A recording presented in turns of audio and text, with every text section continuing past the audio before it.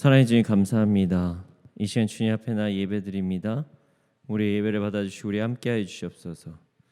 감사합니다. 주님을 경배합니다. 이 모든 말씀 예수님의 이름으로 기도드렸습니다. 아멘.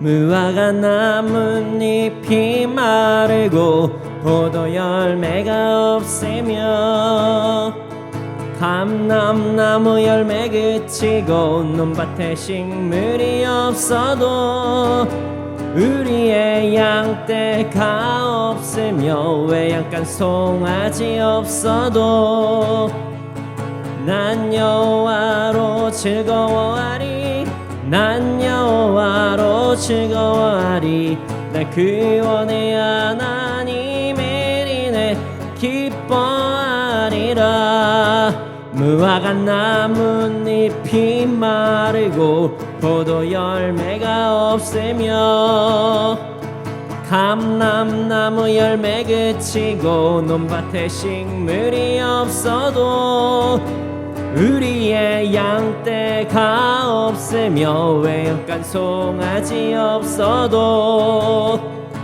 난 여호와로 즐거워하리 난 여호와로 즐거워하리 난 구원의 하나님을 인해 기뻐하리라 무화과 나뭇잎이 마르고 포도 열매가 없으며 감람나무 열매 그치고 논밭에 식물이 없어도 우리의 양떼가 없으며 외양간 송아지 없어도 난 여호와로 즐거워하리 난 여호와로 즐거워하리 난 구원의 하나님을 인해 기뻐하리라 주 하나님 독생자 예수 나를 위하여 오시었네 내 모든 죄 다 사하시고 죽음에서 부활하신 나의 구세주 주 하나님 독생자 예수 날 위하여 오시었네 내 모든 죄 다 사하시고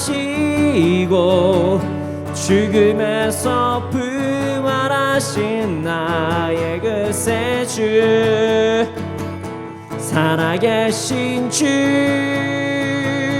나의 참된 소망 걱정 근심 전혀 없네 사랑의 주내 갈 길 인도하니 내 모든 삶의 기쁨 늘 충만하네 주 안에서 거듭난 생명 도우시는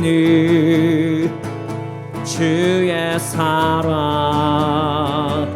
참 기쁨과 확신 가지고 예수님의 도우심을 믿으며 살리 살아계신 주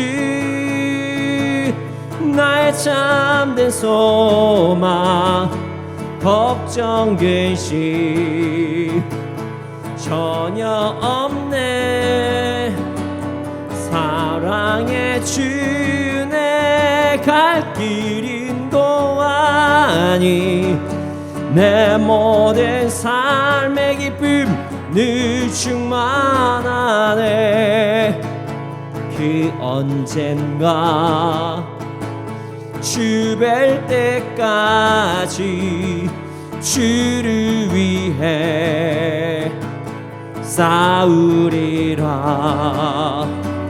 승리의 길 멀고 엄해도 주님께서 나의 앞길 지켜주시리.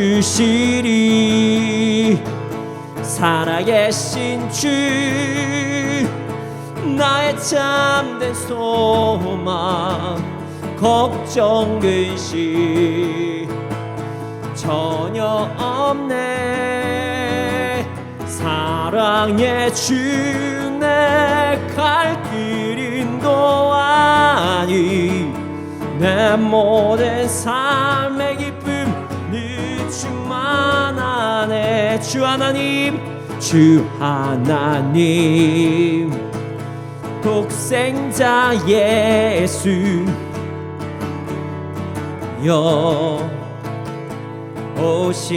오시었네. 내 모든 죄 다 사하시고 죽음에서 부활하신 나의 구세주. 살아계신 주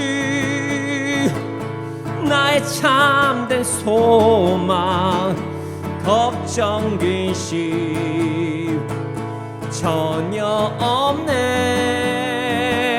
사랑의 주 내 갈 길 인도하니 내 모든 삶의 기쁨 충만하네. 주 안에서 거듭난 생명 도우시는 주의 사랑 참 기쁨과 확신 가지고 예수님의 도우심을 믿으며 살리. 살아계신 주 나의 참된 소망 걱정 근심 전혀 없네. 사랑의 주 내 갈 길 인도하니 내 모든 삶의 기쁨 늘 충만하네. 그 언젠가 주 뵐 때까지 주를 위해 싸우리라. 승리의 길 멀고 엄해도 주님께서 나의 앞길 지켜주시리. 그 언젠가 주 뵐 때까지 주를 위해 싸우리라.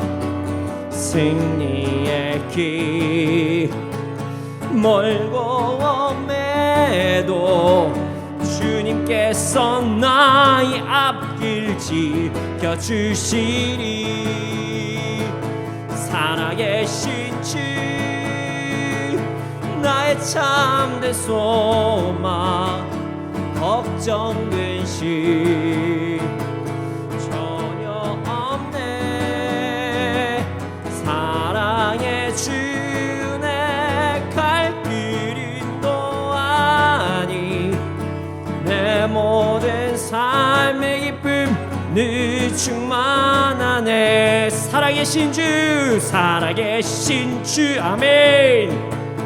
나의 참된 소망 걱정 근심 전혀 없네. 사랑의 주 내 갈 길 인도하니 내 모든 삶의 기쁨 늘 충만하네.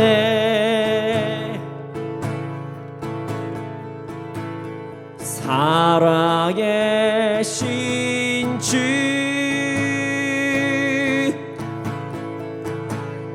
나의 참된 소망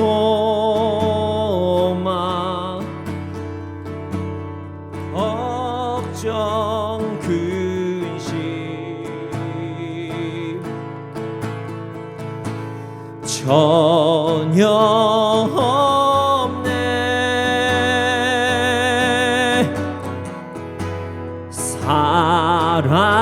사랑의 주 내 갈 길은 너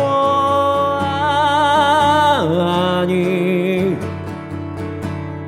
내 모든 삶의 기쁨 네 충만 하네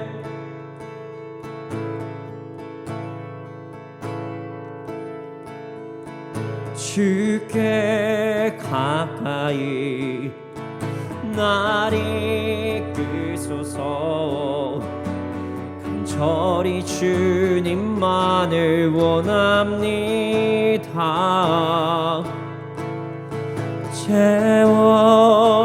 채워주소서 주의 사랑을 진정한 찬양 드릴 수 있도록 주께 가까이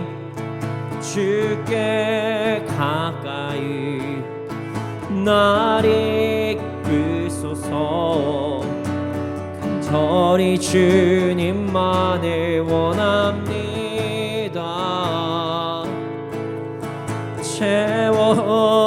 채워주소서 주의 사랑을 진정한 찬양 드릴 수 있도록 다시 한번 고백합시다 주께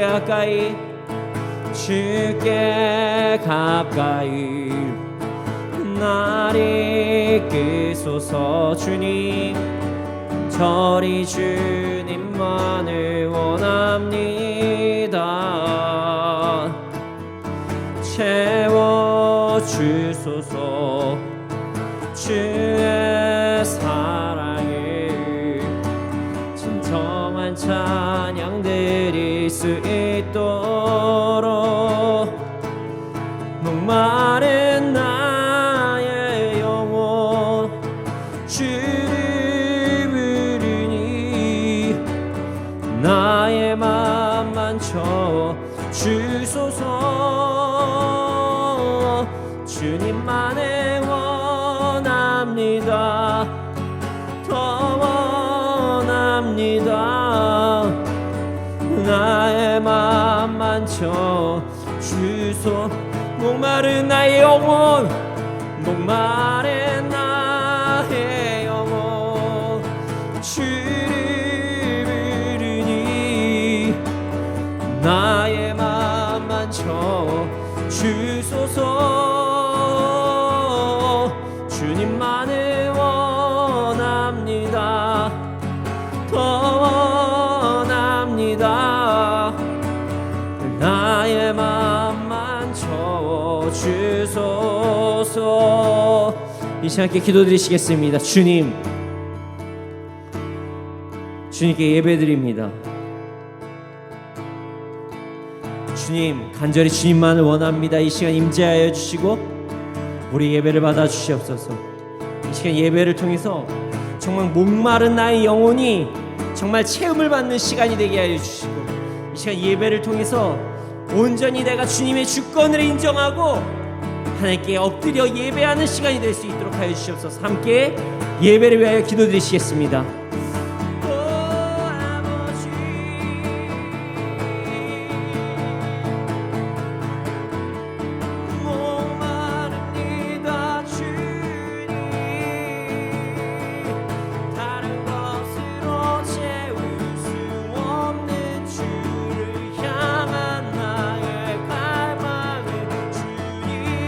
하시오니 나를 받아주소서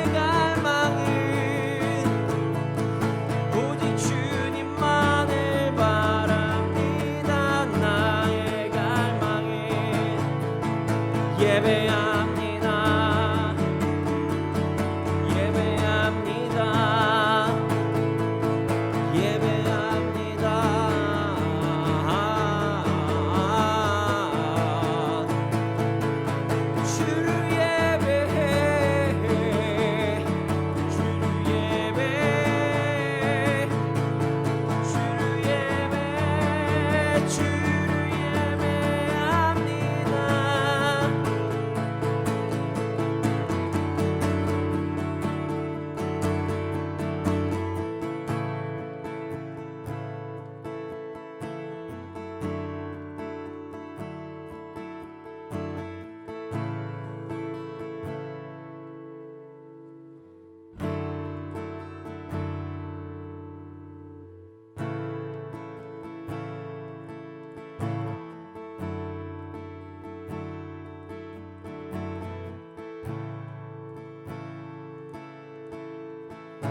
나의 안에 거하라. 나는 내 하나님이니 모든 환난 가운데 너를 지키는 자라. 두려워하지 말라. 내가 널 도와주리니 놀라지 말라. 내 손 잡아주리라. 나의 안에 거하라.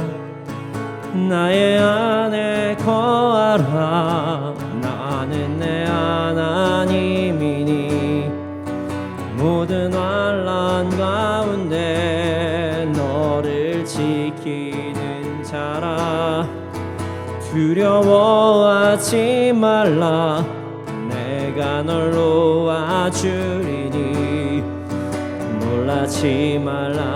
내 손 잡아주리라. 나의 안에 거하라. 나의 안에 거하라. 나는 내 하나님이니 모든 환난 가운데 너를 지키는 자라. 두려워하지 말라.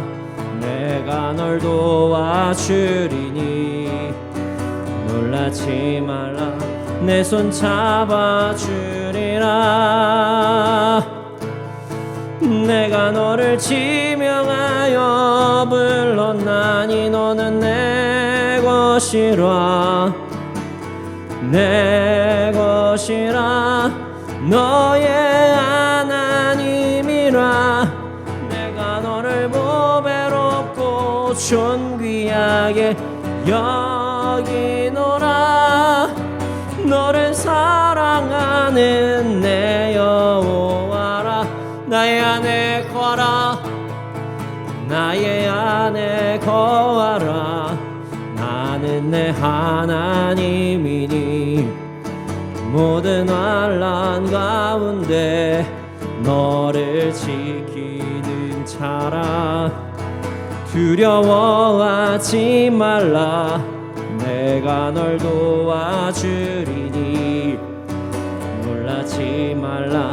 내 손 잡아주리라. 나의 안에 거하라. 나의 안에 거하라. 나는 내 하나님이니 모든 환난 가운데 너를 지키는 자라. 아멘. 두려워하지 말라. 내가 널 도와주리니 놀라지 말라. 내 손 잡아주리라. 내가 너를 지명하여 불렀나니 너는 내 것이라. 내 것이라. 너의 하나님이. 아멘. 내가 너를 보배롭고 존귀하게 여기노라. 너를 사랑하는 내 여호와라. 내가 너를 지명하여 불렀나니 너는 내 것이라. 내 것이라. 너의 하나님이라. 내가 너를 보배롭고 존귀하게 여기노라. 너를 사랑하는 내 여호와라. 나는 찬양하리라. 주님 그 이름 찬양. 예수 크신 주 이름 나 찬양하리라.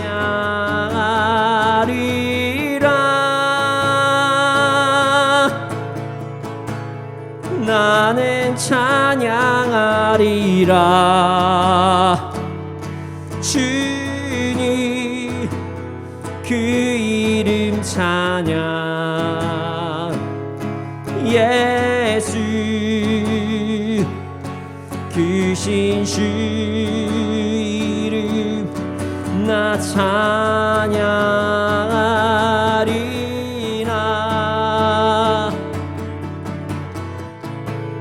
나는 영광 돌리리. 주님 영광의 이름. 예수 크신 주 이름 나 찬양하리라.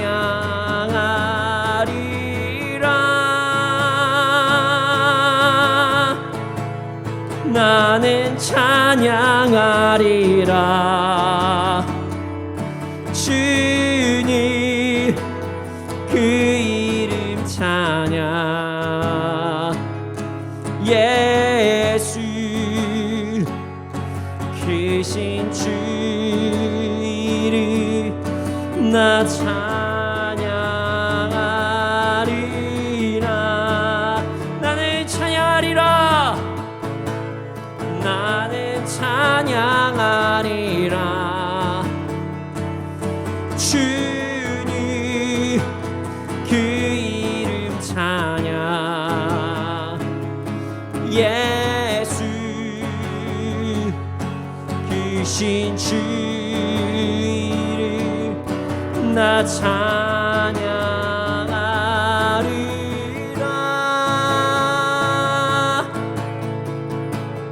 나는 찬양하리라. 주님 그 이름 찬양. 예수 크신 주 이름 나 찬양하리라. 나는 영광 돌리리. 나는 영광 돌리리. 주님 영광의 이름. 예수 크신 주 이름 나 찬양하리라.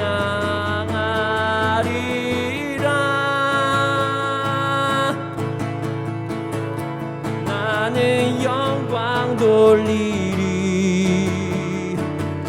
주님 영광의 이름. 예수 크신 주 이름 나 찬양하리라.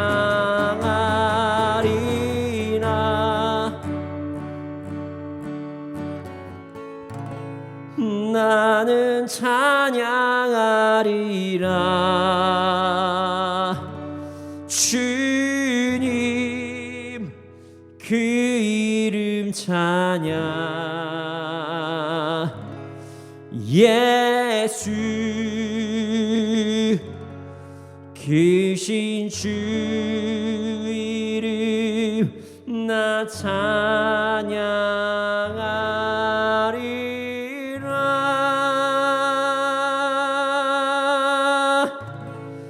나는 찬양하리라. 주님 그 이름 찬양. 예수 주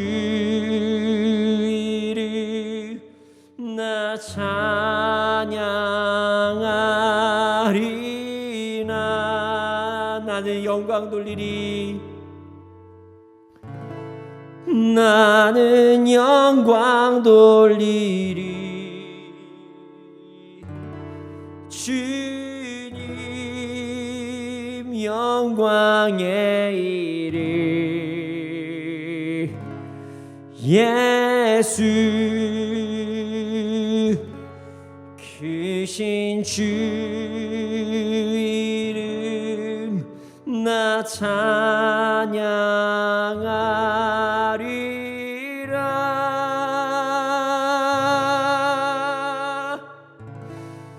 나는 영광 돌리리. 주님 영광의 이름 예수 크신 주 이름 나 찬양하리라.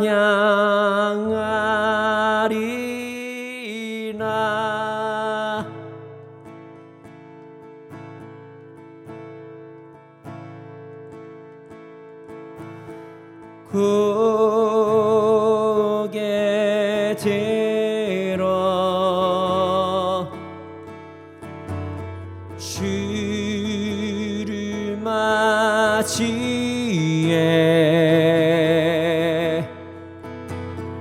엎드려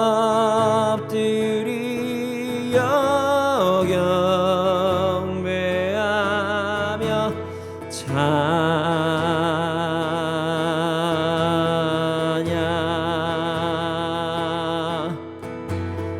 왕의 위엄을 신령과 진정아 찬양으로 영광 돌려 만왕의 왕께 고개 들어 주를 맞이해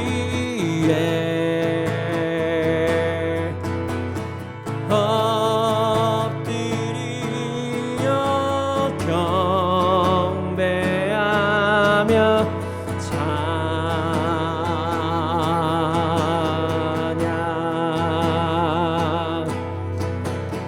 왕의 위엄을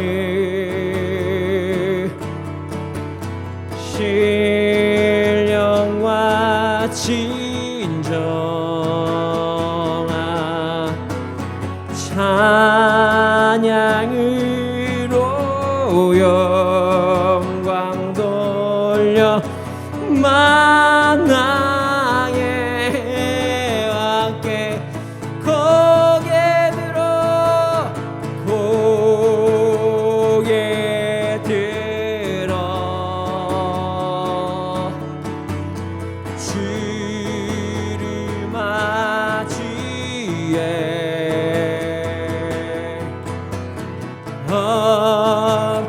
엎드려 경배하며 찬양.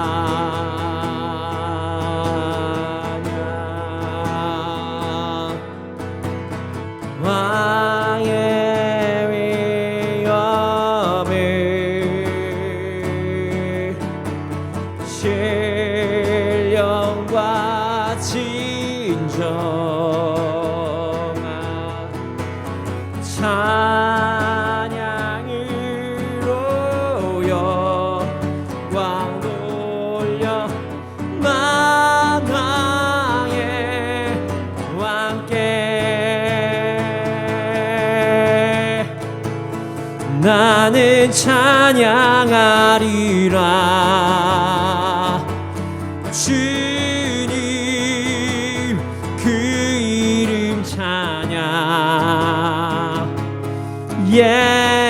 예수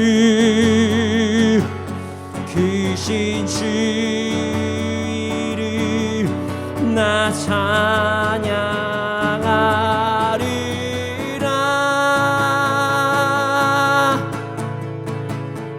나는 찬양하리라. 주님 그 이름 찬양. 예수 크신 주 이름 나 찬양하리라. 이 시간께 기도드리시겠습니다. 주님, 우리 예배드릴 수 있도록 하심을 감사합니다. 주님께만 찬양 올려드립니다. 우리의 찬양을 받아주시고 우리 예배를 받아주시옵소서. 이 시간께 예배를 위하여 함께 기도드리시겠습니다.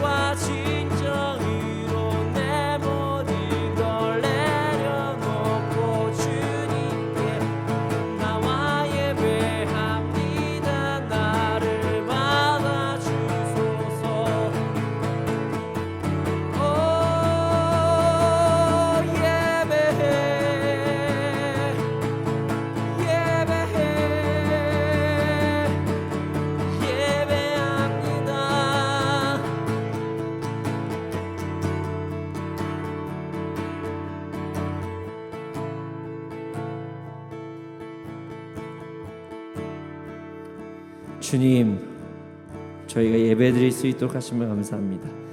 주님께 찬양 올릴 수 있도록 하심을 감사합니다. 우리의 찬양을 받아주시고 우리 함께 해주시옵소서. 주님, 말씀 시간입니다. 말씀 통해서 우리의 삶이 변화될 수 있도록 하여 주시옵소서. 주님 경배합니다. 감사합니다. 이 모든 말씀 예수님의 이름으로 기도드렸습니다. 아멘.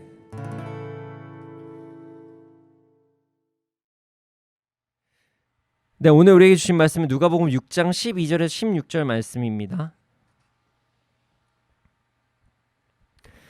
누가복음 6장 12절에서 16절 말씀입니다. 함께 읽겠습니다. 시작. 이때 예수께서 기도하시러 산으로 가사 밤이 새도록 하나님께 기도하시고 밝음에 그 제자들을 부르사 그 중에서 12를 택하여 사도라 칭하셨으니 곧 베드로라고도 이름을 주신 시몬과 그의 동생 안드레와 야고보와 요한과 빌립과 바돌로메와 마테와 도마와 알페오의 아들 야고보와 셀롯이라는 시몬과 야고보의 아들 유다와 예수를 파는 자 될 가롯 유다라. 아멘. 네, 오늘 함께 말씀 나누기 전에 양해의 말씀을 구하고자 합니다. 제가 이번 주부터 비대면에서 저희가 인원수에 맞게 정부의 지침에 따라서 대면으로 오실 수 있는 분에 한해서 예배를 드리고 있어서 부득이하게 마스크를 쓰게 되었습니다. 방송을 통해서 함께 하시는 분들의 혹시 소리가 조금 작더라도 저희가 최선을 다해서 음향 작업을 하겠지만 좀 작더라도 이해해 주시면 감사하겠습니다. 그래서 저희는 정부의 정책에 맞춰서 함께 그 인원수에 맞게 함께 예배를 드리게 되었습니다. 네. 마스크 쓰는 것 양해해 주시면 감사하겠습니다. 사명이라는 단어가 있습니다. 사명. 네, 사명이라는 단어가 있습니다. 맡겨진 임무라는 뜻을 가지고 있는 단어예요. 사명, 맡겨진 임무라는 단어입니다. 그런데 이 단어를요, 믿는 자들, 예수 그리스도를 믿는 자들은 하나님께서 우리에게 주신 어떤 임무, 이렇게 사용을 하고 합니다. 그래서 사명자다, 사명을 받은 사람이다, 우리는 사명을 감당해야 된다, 이런 얘기들 참 많이 합니다. 사명은 참 좋은 것입니다. 참 좋은 것이에요. 하나님께서 우리에게 주신 것 중에서 좋지 아니하신 것은 아무것도 없기 때문에 이 사명은 너무나도 귀하고 중요한 것이에요. 예수님께서 이 땅에 오신 이유가 우리를 풍성하게 해주시기 위함이라고 분명히 말씀하셨습니다. 그래 당연히 사명은 좋은 것이겠죠. 우리에게 풍성함을 주시기 위해서 예수님을 보내신 하나님께서 말씀을 하신 그 우리의 사명이기 때문입니다. 오늘 이렇게 좋은 사명에 대해서 오늘 본문에 나오게 됩니다. 정확히 말하면 사명을 받은 자들의 이름들이 언급되는 순간이 찾아옵니다. 바로 예수님의 12 제자에 대한 말씀입니다. 오늘 말씀을 통해 우리의 사명에 대해서 다시 한번 생각해보는 시간이 되기를 소원합니다. 네, 12절 13절을 함께 읽어보겠습니다. 함께 읽겠습니다. 시작. 이때 예수께서 기도하시러 산으로 가사 밤이 새도록 하나님께 기도하시고 밝음에 그 제자들을 부르사 그 중에서 12를 택하여 사도라 칭하셨으니. 네, 오늘 본문은 이렇게 시작을 합니다. 예수님께서 기도하시러 산에 올라가셨다. 그런데 밤이 새도록 기도하셨다. 그리고 나서 날이 밝아지자 제자들을 부르시고 그 중에 12명을 택하사 사도로 세우셨다. 이렇게 오늘 말씀이 시작이 돼요. 네, 오늘 말씀을 좀 잘 이해하기 위해서는 이전의 말씀을 한번 어떤 좀 배경을 함께 나누어 보고자 합니다. 예수님에 대한 소문이 널리 퍼지기 시작했어요. 널리 퍼졌어요. 자, 예수님께서는 천국 복음을 전하셨죠. 예수님께서는 이 땅에서도 많은 일들을 행하셨습니다. 가르치시고 치유하시는 사역을 행하셨어요. 하나님의 나라에 대해서 말씀하셨고요. 우리가 이 땅에 어떻게 살아야 되는지, 하나님의 말씀의 본질이 무엇인지를 사람들에게 가르치셨어요. 그리고 병든 자들, 마음의 병, 그리고 육체의 병, 혹은 귀신 들린 자들을 회복시키시는, 다시 하나님께서 창조하신 그 상태로 돌아오게 하시는 그런 역사들을 일으키셨습니다. 가르치고 치유하시는 것은 매우 중요한 예수님의 사역이셨어요. 공생의 사역 중에 2가지죠. 그러나 사실 이것들은요, 그것도 너무나도 중요한 사역이지만 예수님께서 메시아라는 것을 증거하는 도구가 되었던 거예요. 이사야서에서 나오는 예언을 감당하시기 위해서 행하신 일들이십니다. 예수님께서는 사실 메시아로서의 사명을 감당하시기 위해서 세상의 죄를 짊어지고 죽으시고 다시 사는 것, 그 역사적인 죽음과 부활의 사역이 가장 사실 중요했어요. 우리가 믿는 것은 무엇인가요? 예수님을 믿는 것은요, 예수님께서 우리를 위해 우리 죄 때문에 죽으시고 그리고 다시 사심으로써 우리가 그 사실을 믿음으로써 우리가 하나님의 자녀가 됐다는 것을 우리가 믿는 것입니다. 자, 그러면 어떻게 해야 될까요? 예수님께서는 이 땅에서 평생 계셔서는 안 되는 거겠죠, 사실. 그리고 나서 보혜사 성령님께서도 오시는 것입니다. 그래서 가르치시고 치유하신 사역도 중요하지만 예수님께서 이 땅에서 하늘로 올라가셨을 때 그 사역을 동일하게 할 수 있는 그런 사역, 사람들을 세우는 것이 너무나도 중요했습니다. 그것이 바로 제자 삼는 사역이었어요. 예수님과 같은 일을 행하는 자, 예수님을 본받아서 가르치고 치유하는 자들이 더 많아지기를 원하셨어요. 그래서 예수님께서는 제자 삼는 것을 너무나도 중요하게 말씀하셨습니다. 지금도 악하지만 그때도 세상은 점점 악하여지고, 예수님께서는 이 땅에서 죽으시고 부활하신 다음에 하늘로 올라가실 텐데 그 다음에도 계속적으로 이렇게 살아야 한다는 걸 전하고 훈련시키고 해야 될 그런 사역이 너무나도 필요했다는 것입니다. 그래서 예수님께서는 사도들을 세우시기 시작하셨습니다. 오늘 본문 12절을 보면요, 밤이 새도록 하나님께 기도하셨다라는 내용이 나와요. 밤이 새도록 하나님께 기도하셨다. 왜 갑자기 이 이야기를 하냐면 여기에 아주 특별한 단어가 있기 때문입니다. 예수님께서는요, 사도들을 세우시기 전에 밤이 새도록 기도하셨다라는 장면이 나와요. 이 기도는 정말로 특별한 기도입니다. 예수님께서는요, 습관을 따라서 원래 기도를 하셨습니다. 새벽에 기도하셨고 밤에 기도하셨어요. 그런데 성경을 보면요, 밤이 새도록 기도하셨다라는 부분은 찾기가 너무나 어려워요. 그와 유사하게 기도하셨던 장면이 하나 나오는데요, 그곳은 언제냐면 예수님께서 죽으시기 직전입니다.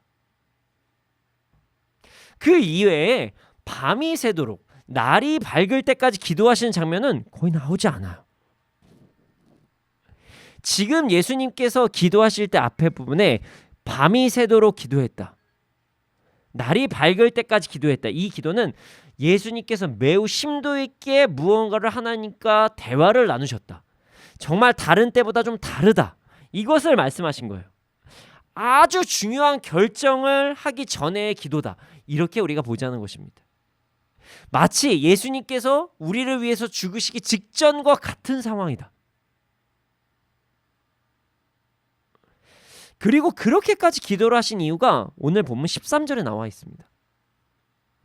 예수님께서 제자들을 부르시고 말씀하십니다. 밤새서 기도하신 다음에 발자 제자를 바로 부르시기 시작해요. 그리고 이렇게 말씀하십니다. 내가 12명을 택한다. 너네들은 사도다. 이렇게 칭하십니다. 예수님께서는 제자들을 이끌 제자, 그 사도를 세우시기 위해서 밤새도록 기도하신 거예요. 우리가 잘 알고 있는 예수님의 12제자가 여기에 다 나옵니다. 자, 여기에서 사도라는 이 단어는요, 헬라어 아포스톨로스라는 단어예요.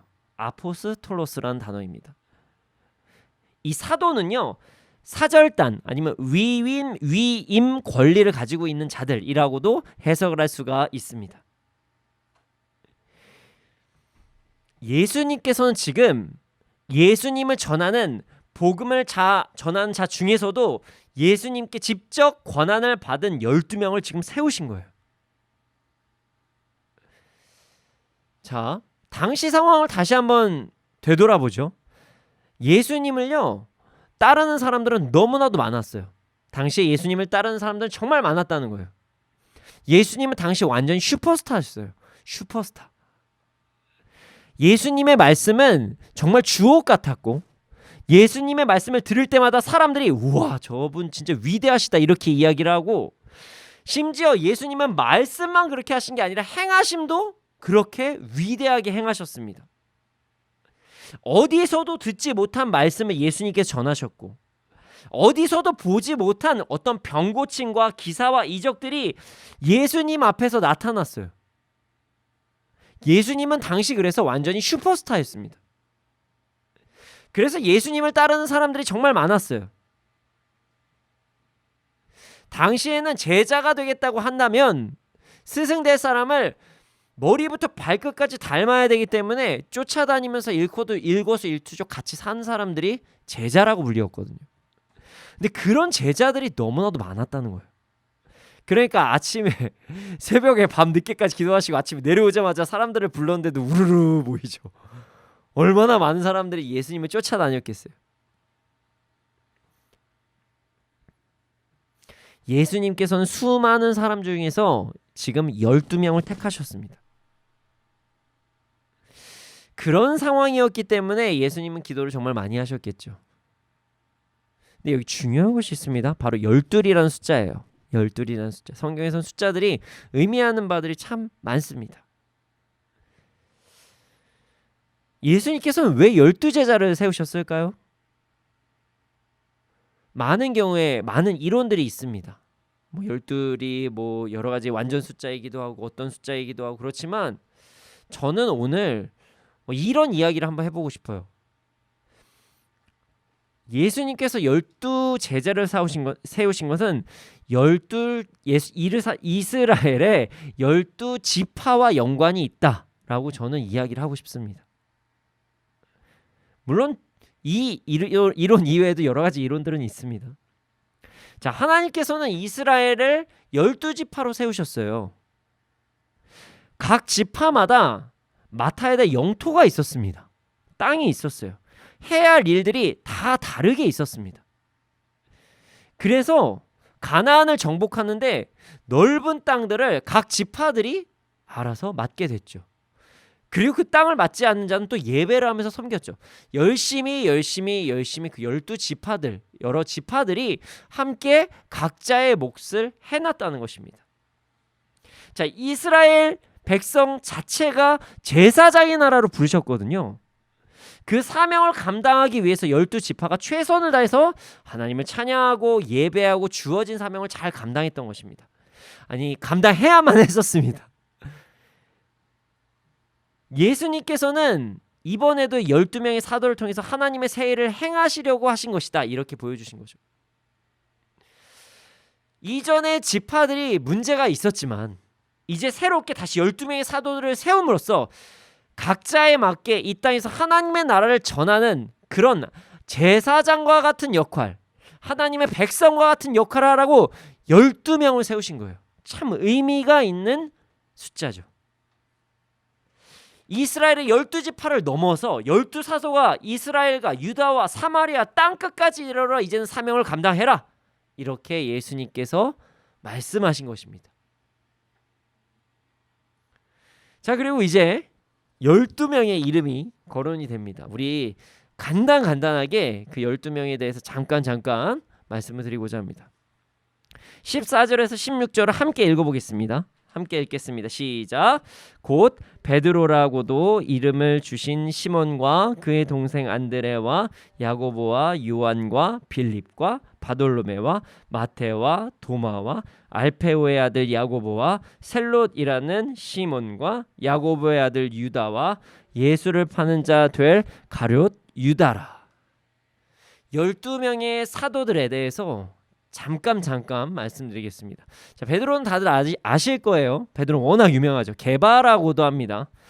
원래는 시몬이라는 이름을 가진 사람이었어요. 그런데 예수님께서는 그가 반석과 같이 될 것이다, 그래서 베드로가 이제 이름이 명하게 되었습니다.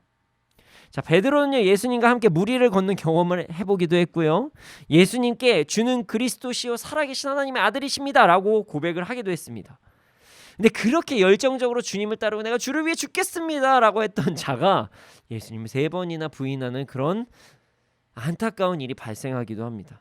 그러나 반대로 주님을 사랑합니다라고 3번을 고백하게 하시면서 더욱더 열정적으로 주를 위해 헌신하는 제자가 된 것, 그 사람이 베드로입니다. 그 다음에 그에게는 안드레라는 동생이 있었어요. 이 사람도 예수님의 사도가 됩니다. 이 안드레라는 사람은 베드로를 예수님께 이끈 자이기도 합니다. 다음은 야고보입니다. 야고보는요, 베드로와 안드레와 같이 어부였어요. 어떤 사람들은 베드로 안드레와 같이 어떤 일을 하는 동업자였다, 뭐 이렇게 이야기하시는 분들도 있습니다. 그러다가 예수님을 함께 만나는데 이제 사도까지 됩니다. 여기서 우리가 한번 생각해 볼 게 있죠. 내가 지금 누구랑 같이 있는가? 내가 어떤 사람과 함께 있는가가 정말 중요하다. 누구랑 같이 있을 때 사도가 될 수 있고, 누구랑 같이 있을 때 예수님을 채찍질하는 사람이 될 수도 있다. 너무나도 중요한 이야기입니다. 다음은 요한인데요. 여기서 요한은 요한복음, 그 요한 1, 2, 3, 4 요한계시록에 나와 있는 요한이에요. 자, 요한을 이야기하면 많은 사람들이 뭐부터 얘기를 하냐면 우레의 아들, 이거부터 이야기를 합니다. 이게 무슨 말이냐면 성격이 아주 그냥 불같은 자였다는 거예요. 불같은 사람, 다혈질이고. 그런데 그 사람이 끝까지 남아서 계시록까지 적고 생을 마감하는 것을 하나님께서 그를 통해서 그렇게 사용하게 하십니다. 그를 사용하십니다. 하나님께서 우리를 다루시면요, 우리 안에 점점 인내라는 게 늘어나기 시작합니다. 네, 그리고 우리가 점점 온유해집니다. 아멘. 우리 모두 요한과 같이 네, 인내가 드러나고 온유한 자가 되기를 소원합니다. 제 영어 이름도 요한입니다. 그렇게 되길 원합니다. 그리고 빌립이 나와요. 빌립은 그 요한복음 1장 43절에 보면은 예수님께서 직접 나를 따르라 하신 자가 빌립입니다.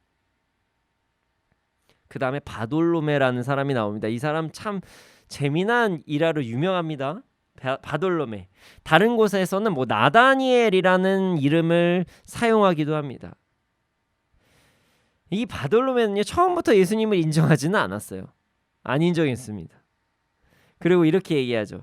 아니, 나사렛에서 무슨 선한 게 나옵니까? 라고 이야기를 합니다. 네. 그런데 예수님께서는 그렇게 얘기한 그 사람을 사용하셨어요. 그리고 어떻게 얘기를 하셨냐면 그에겐 거짓이 없다. 정직하다. 이렇게 말씀하세요. 예수님께서는 아셨던 거예요. 바돌로메가 지금 그렇게 이야기하는 거는 원래 베들레헴에서 메시아가 나온다고 했는데 나사렛에서 이게 무슨 상황이냐 진짜 궁금해서 얘기했던 것이다.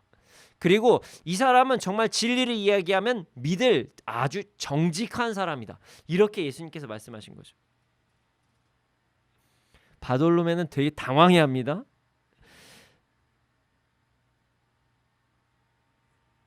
어떻게 이분이 나를 아시지?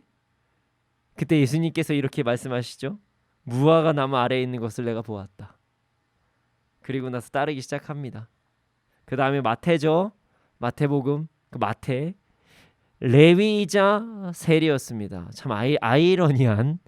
네, 세리는 당시에 그 동족에게 세금을 걷어서 로마에 바친 역할을 했는데요. 그냥 일반적으로 세금만 걷으면 되는데 그 이외에 플러스 알파를 걷어서 자신들이 수익을 내서 문제가 됐었던 직업군 중에 하나였습니다. 그런데 그 사람이 레위였습니다. 하나님을 찬양해야 될 사람이 그렇게 된 것이죠. 예수님께서는 그를 부르셨고 그는 부르심에 응답해서 자신의 그 집에서 파티를 하고 예수님을 따라서 그 자리에서 떠납니다. 그 다음에 도마입니다. 도마. 의심 많은 사람 도마. 손에 못자국 내가 만져야 된다. 옆구리 한번 찔러봐야 된다 했었던 그 도마가 나오죠. 다음이 셀롯 시몬. 이 셀롯이라는 단어는요, 열심이라는 뜻을 가지고 있었습니다. 당시에는 뭐 사두개, 바리새인 뭐 여러 가지들이 있었는데 그 중에서 열심 당원이라는 자들이 있었어요. 여러 파들이 있었는데 이 사람들은 정치적으로 이스라엘 민족주의자였다. 뭐 이렇게 주장하고자 합니다. 뭐 많은 사람들이 이야기를 해요. 근데 이 열심 당원이 구체적으로 어떤 일 했는지를 정확히 나오지는 않는데 뭐 예측을 하는데 이 사람들은 이스라엘의 정치적인 독립을 위해 싸웠다. 그리고 로마의 통치를 강력하게 거부했다. 그래서 세금도 내면 안 된다. 뭐 이렇게까지 했었던 그런 자들이었다고 합니다. 그리고 나서 마지막 두 사람이 나오죠. 유다입니다. 유다.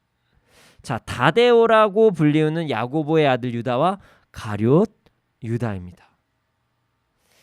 네, 가룟 유다 다 아시죠? 예수님을 판자. 네, 그렇습니다. 근데 이 가룟이라는 게 무슨 뜻이냐면요, 그 지역의 이름이에요. 지역의 이름. 뭐 가리오, 가룟 그래서 지역 이름인데요. 지역을 붙여서 이름을 붙인 것입니다. 참 가슴 아픈 부분이기도 해요. 예수님께서 가룟 유다가 배신할 것을 모르셨을까요? 아셨습니다. 그럼에도 불구하고 우리를 끝까지 사랑하신다는 것을 말씀하시기 위해서 그 또한 지명하셔서 부르셨습니다. 자, 베드로, 안드레, 야고보, 요한, 빌립, 바돌로메, 마테, 도마, 세베대 아들 야고보, 셀롯이라는 시몬, 야고보의 아들 유다, 가룟 유다, 이렇게 12명이 사도로 선택을 받게 됩니다. 후에 가룟 유다가 죽으면 그 다음에 다른 사도가 또 선발되게 됐죠. 그리고 또 예수님을 직접 보진 못했지만 환상 중에서 세워진 다른 사도가 또 있죠. 바울도 있습니다. 예수님께서는 사도를 세우시기 전에 아주 간절히 기도하셨어요. 그리고 사도들을 세우셨습니다. 사람들은 알았어요. 예수님께서 얼마나 심사숙고하시면서 사도를 세우셨는지를 사람들은 알았다는 것입니다. 자, 이제부터 성경에는 안 적혀 있는데 그냥 상상입니다. 이거는 상상이에요. 미리 말씀드립니다. 상상을 해보고자 합니다. 당시의 분위기를. 자, 상상입니다. 예수님께서 이제 밤에 기도하시기 전에 제자들한테 미리 귀뜸을 하시는 거예요. 얘들아, 나 오늘 많이 늦을 것 같아. 오늘 아버지께 기도하는 시간이 좀 길어질 것 같다. 그렇게 말씀하시고 나서 새벽까지 기도를 하시고 내려오셨습니다. 제자들은 여러 가지 상상을 했겠죠. 아니, 예수님 뭐 기도하시는 거 알겠는데 굳이 이렇게까지 하시는 이유가 뭐지? 내일 사역도 있는데 피곤하실 텐데. 아니, 사람들한테 복음 다 전해야 되는데 어떻게 밤새시지? 도대체 무슨 기도이시길래 그럴까? 예수님께서 산에서 내려오시자마자 제자들을 부르십니다. 그리고 선포를 하십니다. 자, 이제부터 내 얘기 잘 들어라. 자, 베드로, 안드레, 야고보, 요한, 빌립, 바돌로메, 마테, 도마, 야고보, 시몬, 유다, 그리고 유다. 너희들 이제부터 사도야. 너희들은 사도야. 너희들은 이제 많은 제자들 중에서도 그들을 대표하는 사도다. 축제가 벌어졌겠죠. 와, 사도다. 사도가, 우리도 드디어 12지파와 같이 사도가 이들을 중심점으로 뭉쳐서 우리 하나님의 나라를 복음을 전해보자. 아주 난리가 났을 거예요. 예수님 주위에 있던 자들은요, 뭐 바리새인들도 있었겠지만 많은 경우 대부분이 예수님을 쫓은 사람이죠. 예수님을 따르는 사람. 자, 이제 사도를 부른다 했을 때 사람들 얼마나 콩닥콩닥 거렸을까요? 나 뽑히고 싶다. 나 제발 뽑히고 싶다. 나 이 자리에 뽑히고 싶어. 12명이 딱 뽑히자마자 어떤 사람은 정말 아쉬워도 하지만 뽑힌 사람들을 막 축하하면서 이제부터 진짜 주의 나라가 이루어질 것입니다. 이러면서 난리가 났었겠죠. 내가 사도가 되다니 하면서 베드로 같은 경우는 막 춤췄을 것 같아요. 요한 같은 경우는 우리 아들이라니까 막 와 소리를 지르고 난리가 났을 것 같습니다. 그들에게 사도라는 직분은요, 정말 기쁨이었어요. 말로 표현할 수 없는 기쁨. 내가 주님의 사도로 부르심을 받았어. 베드로가 난리가 났겠죠. 지금 빨리 갈릴리 호숫가 가서 빨리 고기 잡자. 고기 막 이랬겠죠. 그들은 사명으로 온전히 정말 기쁨을 누리는 자들이었습니다. 자, 이제부터 우리의 삶을 되돌아보기 원합니다. 자, 예수님께서 우리에게도 말씀하셨습니다. 말씀을 통해서 말씀하셨죠. 가르치라, 치유하라, 제자 삼으라, 복음 전하라, 하나님을 찬양하라, 이웃 사랑하라, 하나님을 사랑하라. 우리는 사명을 받은 자들입니다. 물론 당연하지만 제가 지금 말씀드리는 분들은 이게 우리의 사명입니다라고 하는 거를 받아들이셔야 될 분들은 예수님을 믿는 자들에게만 있는 특권입니다. 이것은 예수님 믿지 않는 자들은 이것을 누릴 수가 없어요. 복음 못 전하는 거죠. 물론 믿지 않으면서도 복음 전하면 그 사람은 오히려 더 불쌍할 것 같아요. 예, 본인은 못 누리면서 전하는 건 참 안타까운 거죠. 엄청난 사명입니다. 예수님을 믿고 하나님의 자녀가 된 자들만 주어지는 사명이에요. 자, 가르치고 치유하고 제자 삼는 사명은 사도들이 하는 사명과 똑같습니다. 똑같아요. 우리는 그런 엄청난 사명을 지금 받게 된 거예요. 가르치고 치유하고 제자 삼고 복음 전하면서 하나님을 찬양하는 것, 이거 엄청난 사명입니다. 이렇게만 이야기하면 좀 애매해 보일 수 있습니다. 그래서 좀 구체적으로 한번 이야기를 해보고자 하죠. 내 사명은 뭐지? 이거 복음 어떻게 전해? 이렇게 생각하실 수 있으니까요. 구체적으로 한번 이야기를 해볼게요. 이런 것 때문에 교회가 존재하는 거예요. 사도들이 존재했던 것처럼 함께 모여서 각자에게 맞는 일을 정하고 그 사명을 감당하는 것이에요. 그게 교회입니다. 자, 가르칠 때 직접적으로 가르치는 자도 필요하지만 가르치는 과정에서 필요한 행정을 담당하는 자도 필요합니다. 온전히 가르칠 수 있도록 무엇을 가르쳐야 되는지 연구하는 자도 필요합니다. 가르침을 온전히 행할 수 있도록 환경을 조성해 준 사람들도 필요해요.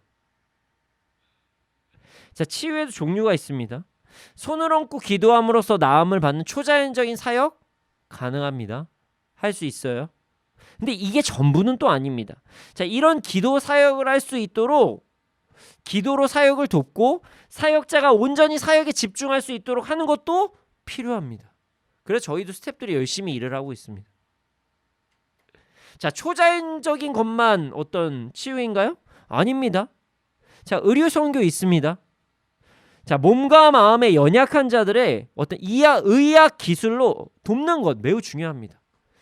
그리고 정말 그들이 건강 상태를 유지할 수 있도록 맛있는 음식과 건강한 영양분이 있는 음식을 제공하는 것도 어떻게 보면요, 전 치유 사역이라고 생각합니다. 잘 먹은 한 끼가 보약보다 좋을 때가 있어요, 여러분. 제자 삼는 것도 마찬가지예요. 자, 한 사람을 책임지면서 가르치는 것 너무나 중요합니다. 이 사람을 정말 끝까지 포기하지 않고 가르치는 것, 제자 삼는 것 너무나 중요해요. 또한 열심히 배우는 사람도 중요해요. 제자가 되겠다고 하는 것도 사역이에요. 우리의 삶의 목적인 찬양, 그 찬양할 때도 파트가 나눠져 있습니다. 뭐 실질적으로 찬양하는 사람, 앞에서 인도하는 사람, 그를 돕는 사람도 있습니다. 제가 지금 이렇게 기타 치면서 마이크로 하고 있지만 여기 방송에서 안 보이시면 오른쪽에, 제 기준으로 오른쪽에 스텝이 막 음향 같은 거를 다루고 있어요. 이거 없으면 방송 못 나갑니다. 카메라도 찍고 있고요. 그리고 여기서 예배 드리기 전에 저는 7시부터 기도해야 합니다. 스태프들이 모여서 함께 기도회를 해요. 그렇게 또 기도를 하시는 분들도 계시고요. 뭐 예배 외적인 것도 너무나도 많고요. 각자의 자리에서 여러 가지 사명이 있어요. 우리는 해야 될 여러 가지 사명들이 있어요. 그 중에서 하나님께서 나에게 어떤 부분으로 부르신지를 정말 열심히 기도하면서 하나님 저도 사명 주세요 하면서 캐치를 해서 겸손함과 순종함으로, 이거 내가 원하는 거 아니고 저기도 좋아 보지 이런 거 말고요. 겸손함과 순종함으로써 그 사역을 받아들이고 나아가는 것. 이게 사명에 대한 기쁨을 누리는 삶입니다. 사도들만 주님 제가 12명의 사도가 되었습니다 이렇게 기쁨을 누리는 게 아니라 우리도 기쁨의 사명이 주어진 거예요, 사실. 여러분, 예수님의 제자 사도들이 대단하다는 것은 우리는 알고 있습니다. 그들의 사역이 위대했다는 거, 물론 가룟유다 빼고요. 오해하시면 안 됩니다. 빼고 너무나도 위대한 일을 행했다는 것을 우리는 알고 있어요.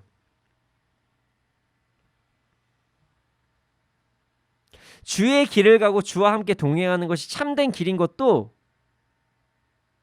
예수 그리스도를 믿는 자들은 다 알고 있어요. 그런데 여러분들의 사명을 기쁨으로 감당하고 계십니까? 여러분 지금 가르치고 치유하고 제자 삼고 살아가고 계십니까? 교회를 통해서 주어진 사명을 잘 감당하고 계십니까? 하나님을 열정적으로 찬양하며 사명에 대해서 감사하면서 기쁨으로 나아가고 계십니까? 자신의 삶에서 내가 정말 복음을 전하면서 빛과 소금이 되어야지 하면서 나아가고 계십니까? 이 많은 경우에 그렇지 않을 때가 참 많다는 거예요. 그나마 예전에는 불과 한 10년에서 20년 전만 해도 우리가 나가야 됩니다 이런 거 너무 많았거든요. 점점 줄어들고 있어요. 자신의 내면을 돌아보는 것도 너무나 중요합니다. 그러나 우리는 사명자라는 걸 절대로 잊으면 안 되거든요. 이렇게 된 이유는 무엇일까에 대해서 우리가 한번 생각해 봐야 됩니다. 제가 지금 사명을 이야기하잖아요. 하나님의 일, 하나님께서 행하시기 원하십니다. 당신은 이제 헌신하십시오. 이렇게 얘기를 하면요, 많은 사람들이 어떻게 생각하시냐면 고통부터 떠오르시는 분들이 많아요. 고통. 아, 힘들다. 아, 난 못한다. 아, 나 능력이 안 돼요. 이렇게 생각하시는 분들이 생각보다 너무나도 많아요. 아, 너무나도 좋은 것 알아요. 아, 근데 제가 어떻게 감당하겠어요. 아, 필요하다는 거 알죠. 누군가 해야 되는 거 아는데 저는 아닐 거예요. 이렇게 많이 생각하십니다. 아닙니다, 여러분. 사명은 너무나도 감사한 것이고요. 사명은 그냥 받아들이는 거예요. 자, 목사님, 전도사님, 간사님들, 스태프들만 사역하는 게 아니에요. 그 사명을 감당하는 게 아니에요. 모두에게 사명은 다 주어져 있습니다. 그런데 마치 나는 아닐 것처럼 이야기를 하거나 나는 힘들어서 못한다고 하면서 사명을 받아들이지 못한다고 이야기하시는 분들이 너무나도 많아요. 제가 사도들의 기쁨과 우리의 삶을 비교했죠. 자, 이제 비슷한 다른 예를 한번 들어볼 거예요. 생각해 봅시다. 어떤 사람이 절대로 잘리지 않고 연봉 진짜 높고 사회적 지위도 아주 높은데 취직을 시켜준다. 취직할까요, 안 할까요? 해요. 많은 청년들은 이제 정말 육신의 힘듦이 아닌 이상, 어려움이 있지 않은 이상, 아, 정말 감사합니다. 아우, 네. 연봉 10억을 주신다고요? 아유, 감사합니다. 몇백억을 주신다고요? 아유, 감사합니다. 열심히 일하겠습니다. 여러분들에게 많은 땅을 드리고 재산을 주면서 이거 잘 관리하십시오. 나머지 이자나 아니면 뭐 여기에 있는 소득들은 여러분들의 것입니다. 잘 감당하세요. 한 뭐 재산은 몇 조씩을 드려요. 그러면 여러분 어떠시겠어요? 아이고, 주님의 은혜. 아유, 정말 내가 이렇게 정말 이때가 왔네. 정말 하나님이 나에게 복을 주셨어 하고 받아들입니다. 그렇죠? 그런데 왜 사명은 거부하십니까? 그런데 왜 사명은 거부하십니까? 주님께서 주시는 일이에요. 그 추천인이 성령님이시고 추천인이 성령님이세요. 예, 괜찮은 것 같아요. 추천인이 성령님, 그리고 오더를 내리시는 분이 우리 하나님이세요. 이거는 완벽한 직장이죠. 그것을 거부하려고 하십니다. 하늘에 상금이 쌓이는데 이걸 거부하려고 하세요. 왜 이런 일이 발생할까요? 왜 이런 일이 발생할까요? 왜 사명하면 힘들어, 나 못해, 나 진짜 저렇게 못 살아, 아유, 나는 아니에요 이런 얘기만 진짜 많이 하시거든요. 왜 이런 일이 발생하냐면 이유가 있습니다. 우리 안에 막연한 두려움 때문이에요.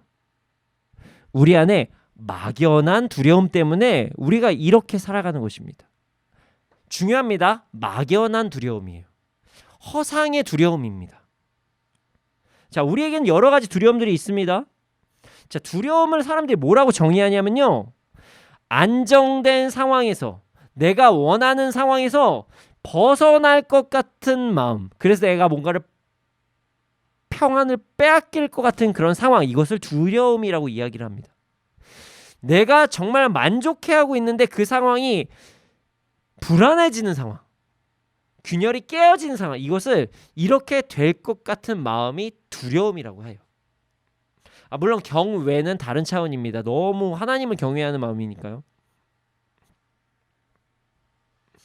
나의 경제적, 나의 신체적, 나의 정신적인 안정 상태에서 불편함이 찾아올 것 같은 그런 마음, 그것이 두려움이라고 많이들 이야기합니다. 그런데 말이죠, 사명을 거부하는 것은요, 많은 경우에 그 막연한 두려움 때문일 때가 많아요. 막연한 두려움. 내가 이 사명을 감당하면 어려울 것 같다. 이 사명을 감당하면 경제적으로 너무 힘들 것 같고, 스트레스도 너무 많이 받을 것 같고, 내 것은 아무것도 없을 것 같다는 그냥 막연한 두려움. 그래서 하나님께서 나에게 뭔가를 시키실 때 기쁨으로 다가가야 되는데 먼저 두려운 것부터 시작하는 거예요. 물론 삶에서 마주할 때 힘든 일들이 있을 수 있지만 시작부터 두려움이 시작되는 거예요. 여러분, 이것은 막연한 두려움입니다. 아이고, 선교 힘들다, 목사로서의 삶 너무 힘들다, 헌신자의 삶 너무 힘들다, 이런 간증들이 너무 많이 들려와요. 우리 주위에는 주님을 선택하면 힘들어요, 그런데 버텨요, 이런 식의 간증들이 너무 많아요. 교회 일을 하면은 내 시간 너무 빼앗길 것 같아서 너무 힘들고 어렵고, 사람들을 마주치는 것도 어렵고, 그래서 그냥 힘들어요. 막연한 두려움이에요. 그래서 사명의 기쁨을 자꾸 빼앗아 갑니다. 근데 우리가 냉정하게 생각해 봐야 될 게 있어요. 사실 사명을 감당할 때요, 힘든 부분이 없지는 않아요. 거짓말은 못 하겠어요. 그러나 여러분, 세상에서 일하잖아요. 직장생활 하시거나 사업하시거나 학교에 뭐 학생들 공부도 하고요. 직장생활은 안 힘드나요? 학생들 공부 안 힘들어요? 자식 키우는 게 쉽나요? 부모님을 섬기는 건 또 쉽나요? 인생에서 열심히 하면서 안 힘든 게 도대체 뭐가 있을까요? 냉정하게 생각하자는 거예요. 내가 열심히 하면서 인생에서 안 힘든 게 도대체 뭐가 있을까요? 다 힘들어요. 힘든 부분은 마주하게 돼 있어요. 기쁘지만 힘들 때는 무조건 있을 때가 있다는 것이에요. 어려울 때도 마주해요. 목표가 있고 그 목표에 어느 정도까지 올라가려면 포기해야 될 것도 정말 많습니다. 남들 잘 때 다 자고 남들 놀 때 다 놀면 언제 직장 생활하고 언제 뭐 하고 언제 돈 벌고 먼저 무슨 학교 가고 뭐 하고 하겠어요. 그거 다 어느 정도 희생이 있는 거예요. 요즘에 중고등학생들 보면요, 초등학생 때부터 자유 시간이 없는 애들이 너무 많대요. 저희 딸도 걱정입니다. 근데 뭐 안 힘든 게 뭐가 있을까요? 직장, 사업, 학업은 그럼에도 불구하고 괜찮은 것처럼 보여요. 왜 그럴까요? 사명은 힘들고 바깥에서 일하는 건 그나마 낫다라고 생각한 이유는요, 우리가 주의 일을 하면 이 땅에서 어떤 것도 얻지 못할 것 같다는 막연한 두려움 때문에 그렇습니다. 막연한 두려움. 사업을 할 때도 어려울 때가 찾아올 때 있고, 공부를 할 때도 공부를 해도 좋은 결과가 나오지 않을 때도 많고요. 사명도 마찬가지예요. 열심히 사명을 감당해도요, 이 땅에서 내가 생각하는 것 이상의 보상이 안 나올 때도 참 많거든요.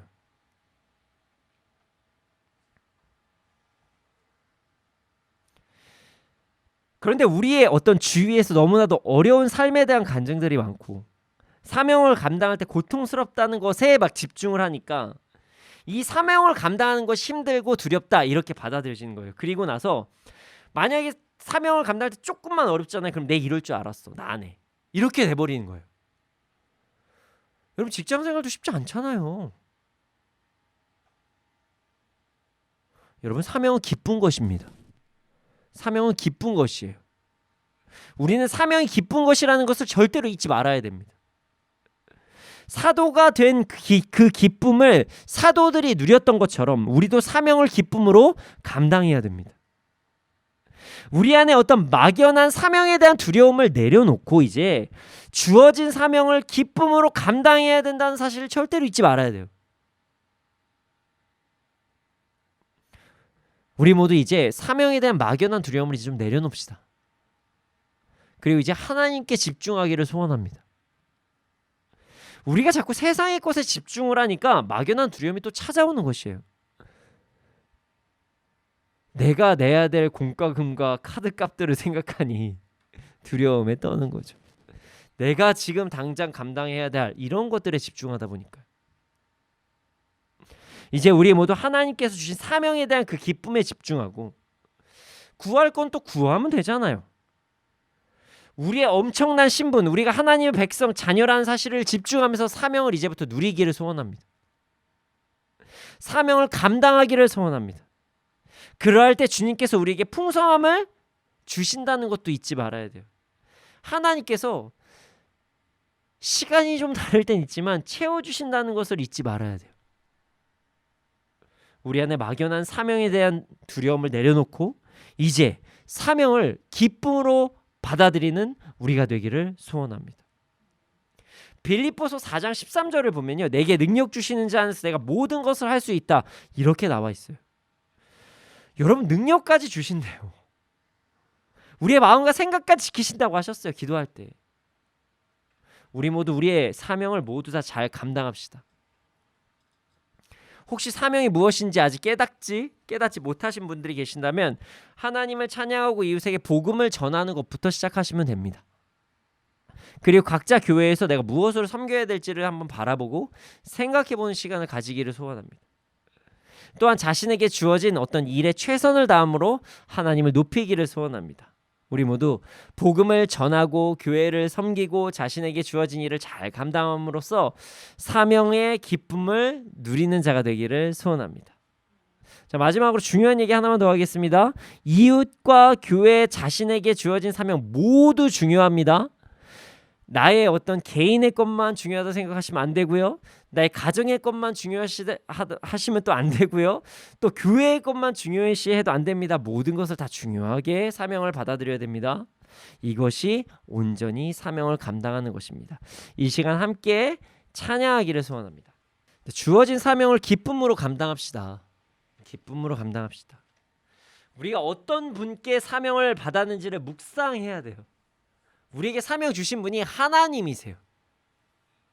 우리에게 사명을 주신 분이 주님, 하나님이시라는 사실 절대로 잊지 말고 기쁨으로 주님을 바라보며 사명을 감당하면서 이 땅의 삶도 누리는 우리가 되기를 소원합니다. 이 시간 함께 찬양하겠습니다.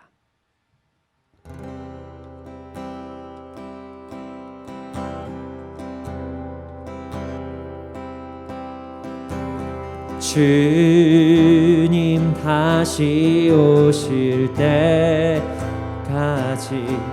나는 이 길을 가리라. 좁은 문 좁은 길 나의 십자가 지고 나의 가는 이 길 끝에서 나는 주님을 보리라. 영광의 내 주님 나를 맞아주시리. 주님 다시 오실 때까지 주님 다시 오실 때까지 나는 이 길을 가리라. 좁은 문 좁은 길 나의 십자가 지고 나의 가는 이 길 끝에서 나는 주님을 보리라. 영광의 내 주님 나를 맞아주시리. 주님 다시 오실 때까지 나는 일어나 달려가리라. 주의 영광 온 땅 덮을 때 나는 일어나 노래하리. 내 사모하는 주님, 온 세상 구주시라. 내 사모하는 주님, 영광의 왕이시라. 주님 다시 오실 때까지 나는 일어나 달려가리라. 주의 영광 온 땅 덮을 때 나는 일어나 노래하리. 내 사모하는 주님, 온 세상 구주시라. 내 사모하는 주님, 영광의 왕이시. 내 사모하는 주님, 내 사모하는 주님, 온 세상 구주시라. 내 사모하는 주님, 영광의 왕이시라. 주님, 우리가 사명을 잘 감당하게 하여 주시옵소서. 교회와 가정과 사회에서 사명을 잘 감당하게 하여 주시옵소서. 기쁨으로 주의 사명을 감당하게 하여 주시옵소서. 끝까지 사명을 감당하는 우리가 되게 하여 주시옵소서. 함께 기도드리시겠습니다.